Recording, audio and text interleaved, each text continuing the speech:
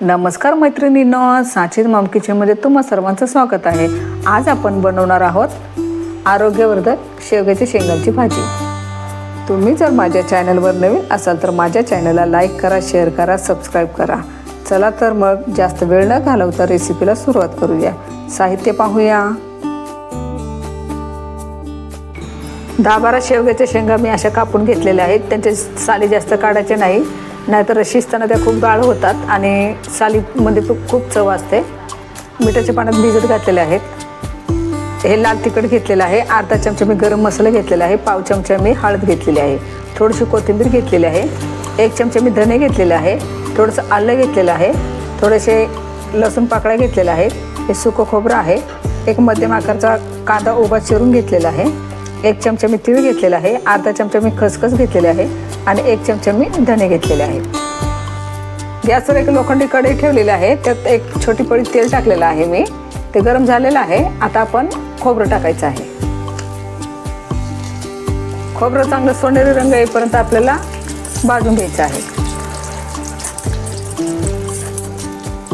आपलं खोबरं छान सोनेरी झालेलं आहे, ते आता आपल्याला काढून घ्यायचं आहे। राहिलेल्या तेलामध्येच आपल्याला बारीक चिरून घेतलेला कांदा टाकायचा आहे। तोही आपल्याला सोनेरी रंगापर्यंत तळून घ्यायचा आहे।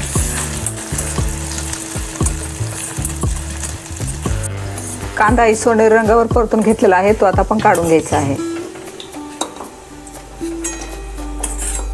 थोडंसं तेल मी कमी केलेलं आहे। आता यामध्ये आपल्याला धने टाकायचे आहेत। धने छान थोडेसे हे झाले की लगेच आपल्याला तीळ टाकायचं आहे, खसखस टाकायची आहे, अद्रक टाकायचं आहे आणि लसूण टाकायचं आहे।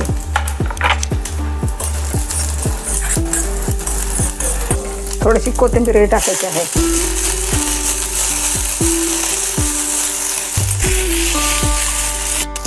काही मिनिटांसाठी परतून घेतलेलं आहे। आता हे आपल्याला बाजूला काढून घ्यायचं आहे। हे मिश्रण थंड झाल्यानंतर आपल्याला मिक्सरमध्ये फिरवून घ्यायचं आहे। भाजून घेतलेलं सर्व साहित्य थंड झालेलं आहे। पाणी न टाकता अगोदर आपल्याला थोडंसं वाटून घ्यायचं आहे आणि नंतर मग थोडंसं पाणी टाकून आपल्याला बारीक पेस्ट करून घ्यायची आहे। पाणी न टाकता मिक्सरमध्ये फिरवून घेतलेलं आहे। आता थोडंसं पाणी टाकून आपल्याला हे मिक्सरमध्ये फिरवून घ्यायचं आहे। अगोदर असं सुकंच वाटून घेतल्यामुळे आपले सर्व जिन्नस चांगले बारीक होतात, त्यामुळं अगोदर तसंच वाटून घ्यायचं आहे। पाणी टाकून मिक्सरमध्ये फिरवून झालेलं आहे। मिठाच्या पाण्यातून मी धुवून घेतलेले आहेत स्वच्छ शेवगे। आता हे शेवग्याला आपल्याला असे मधून एक चीर द्यायची आहे, म्हणजे मसाल्याचे जे फ्लेवर आहे ते सर्व आपल्या शेवग्यामध्ये उतरतील। थोडीशी चीर पाडून घ्यायची आहे आपल्याला, जास्त घ्यायची नाही आपल्याला।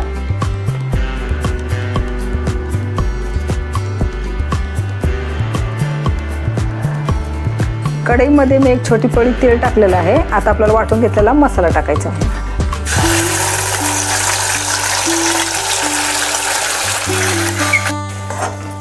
तेलामध्ये मसाला छान आपल्याला भाजून घ्यायचा आहे।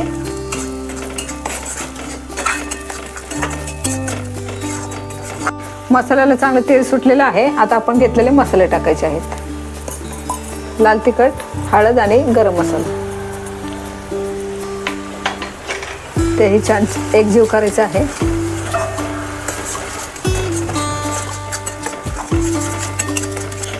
थोडंसं पाणी टाकायचं आहे, मिक्स करून घ्यायचं आहे। 2-3 मिनिटांसाठी आता आपल्याला झाकण ठेवायचं आहे।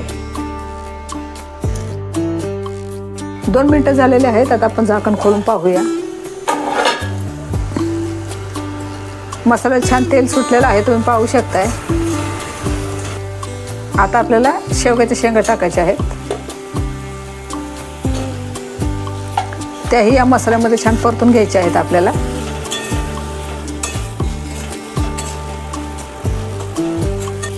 एक 2 मिनिटं असं झाकून ठेवूया परत आपण। 2 मिनिटं झालेले आहेत। आता यामध्ये आपल्याला पाणी टाकायचं आहे। वाटून घेतलेलं मिक्सरच्या भांड्यातून मी पाणी घेतलेलं आहे।